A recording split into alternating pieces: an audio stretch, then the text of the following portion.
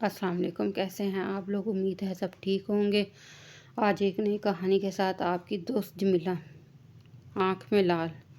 پرانے زمانے کی بات ہے، کسی ملک پر ایک بادشاہ حکومت کرتا تھا۔ وہ بادشاہ نہ تو خود پڑھا لکھا تھا، نہ ہی پڑھے لکھے لوگوں کو پسند کرتا تھا۔ بادشاہ تھا بھی بے وقوف۔ اس کے دربار میں ہر وقت خوشامدی اور ہنسنے ہنسانے کی باتیں کرنے والے لوگوں کی بھیڑ لگی رہتی تھی۔ بادشاہ کو بھی ایسے لوگ بہت پسند تھے جو جھوٹی سچی باتیں گھڑ گھڑ کر بادشاہ کو سناتے رہیں اور حیران کرتے رہیں۔ یوں تو بادشاہ کے دربار میں خوشامدیوں کی کوئی کمی نہ تھی، مگر لال مرزا بادشاہ کے قریب ترین مصاحبوں میں سے ایک تھا۔ ہر وقت کوئی نہ کوئی کہانی گھڑ کر بادشاہ کو سناتا رہتا اور بادشاہ خوش ہو کر اسے انعام سے نوازتا رہتا۔ اس ملک میں ایک عالم بھی رہتا تھا۔ اس نے بادشاہ کو کئی بار سمجھانے کی کوشش کی کہ حضور، ان کی جھوٹی باتوں میں پھنس کر اپنا قیمتی وقت مت ضائع کیجیے۔ دنیا کی زندگی چند روزہ ہے، اگر آخرت کے لیے کچھ نہ کیا تو خدا کو کیا منہ دکھائیں گے؟ مگر بادشاہ ہر بار عالم کو دھکے دے کر دربار سے نکال دیتا، مگر عالم نے بھی ہمت نہ ہاری۔ اس نے سوچا کہ بادشاہ بچپن سے اسی ماحول میں رہا ہے، اتنی جلدی اور آسانی سے کسی کی بات نہیں مانے گا۔ عالم کے دوستوں نے مشورہ دیا کہ لال مرزا چنانچہ بادشاہ کے بہت قریب ہے، اس لیے مرزا کو یہ سمجھانا چاہیے کہ وہ جھوٹی سچی باتیں چھوڑ کر بادشاہ کو دین کی باتیں اور بزرگوں کی کہانیاں سنائے۔ عالم کو یہ بات بہت پسند آئی۔ اس نے لال مرزا کو بلوایا اور سمجھایا، لیکن لال مرزا کسی طرح عالم کی بات ماننے پر تیار نہ ہوا۔ وہ برابر یہی کہتا رہا، میرا نام لال مرزا ہے، میرے باپ دادا دربار میں اسی طرح شہرت حاصل کرتے آئے ہیں، میں آپ کی بات کیسے مان لوں؟ وہ بھی بات کر ہی رہا تھا کہ عالم کا ایک دوست بولا، بات تو تمہاری ٹھیک ہے، مگر تم یہ بتاؤ کہ تم اپنے آپ کو لال مرزا کیوں کہلواتے ہو؟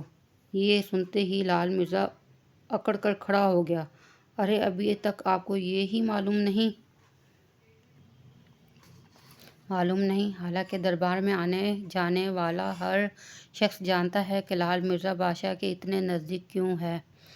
وہ شخص بولا، نہیں مرزا صاحب، مجھے کچھ نہیں معلوم، آپ بتائیں تو کچھ معلوم ہو۔ مرزا نے غرور سے گردن تان کر کہا، یہ دیکھو، میری آنکھ میں جو بڑا سا سرخ دھبا نظر آ رہا ہے نا، یہ لال ہے۔ جب میں چھوٹا سا تھا تو میری ماں نے میری آنکھ میں یہ لال چھپا دیا تھا کہ دور ہی سے مجھے پہچان لیا کرے اور آس پڑوس کے لوگوں کو بھی یہ معلوم ہو جائے کہ ہم عام خاندان سے تعلق نہیں رکھتے بلکہ رئیس زادہ کے خاندان سے تعلق رکھتے ہیں۔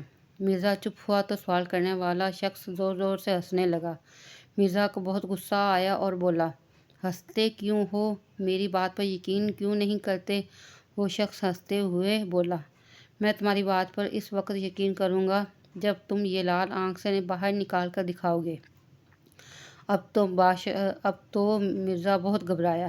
نہیں صاحب، یہ کیسے ہو سکتا ہے؟ وہ گھبراتے ہوئے بولا۔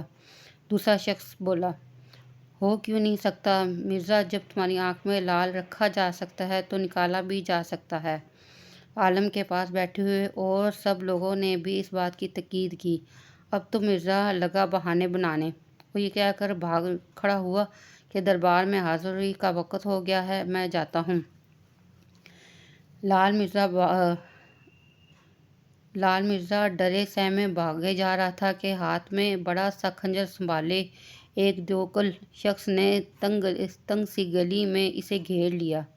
مرزا نے جلدی اپنی ساری جیبیں خالی کر دی اور جو کچھ پاس تھا اسے دے دیا، مگر وہ شخص بولا، مرزا یہ چیزیں تو مجھے اور لوگوں سے بھی مل جاتی ہیں، نکالو اپنی آنکھ سے لال۔ مرزا کی آنکھ کے آگے اندھیرا چھا گیا۔ وہ اس کے پیروں میں گر کر بولا، بھائی تم خود سوچو، کوئی اپنی آنکھ میں لال کیسے چھپا سکتا ہے؟ میں نے یہ کہانی صرف بادشاہ اور دوسرے بیوقوف لوگوں کی نظر میں عزت حاصل کرنے کے لیے سنائی تھی۔ مگر وہ شخص نہ مانا۔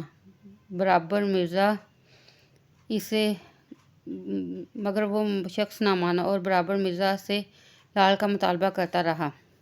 مرزا اسے سمجھانے کی کوشش کرتا رہا، مگر وہ شخص بادشاہ کی طرح بیوقوف تھا۔ وہ یہی سمجھتا رہا کہ مرزا اپنا لال بچانے کی خاطر جھوٹ بول رہا ہے۔ اس نے مرزا کی منتوں کی پرواہ کیے بغیر اسے دبوچ لیا اور خنجر کی نوک مرزا کی آنکھ میں اتار دی، مگر وہاں لال کہاں؟ وہ تو صرف آنکھ میں سرخ دھبا تھا۔ خنجر کی نوک لگتے ہی مرزا کی آنکھوں سے خون کا فوارہ نکلا اور وہ درد سے تڑپنے لگا۔ چور نے جب اچھی طرح اطمینان کر لیا کہ واقعی آنکھ میں کچھ نہیں تھا تو وہ مرزا کو تڑپتے چھوڑ کر بھاگ گیا۔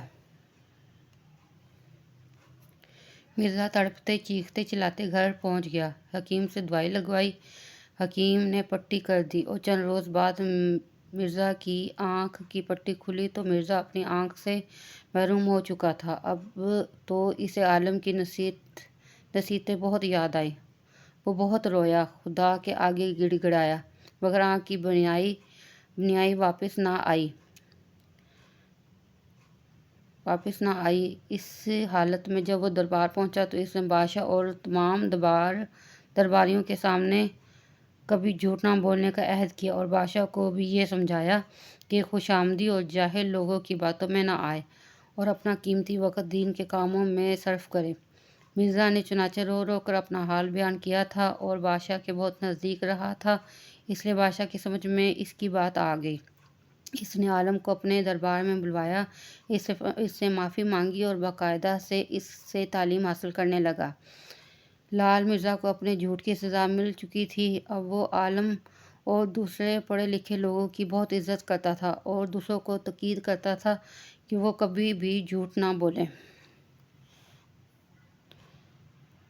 اس طرح کی بہت اچھی اور سبق آمیزہ کہانیاں سننے کے لیے میرے چینل کو لائک اور سبسکرائب کریں۔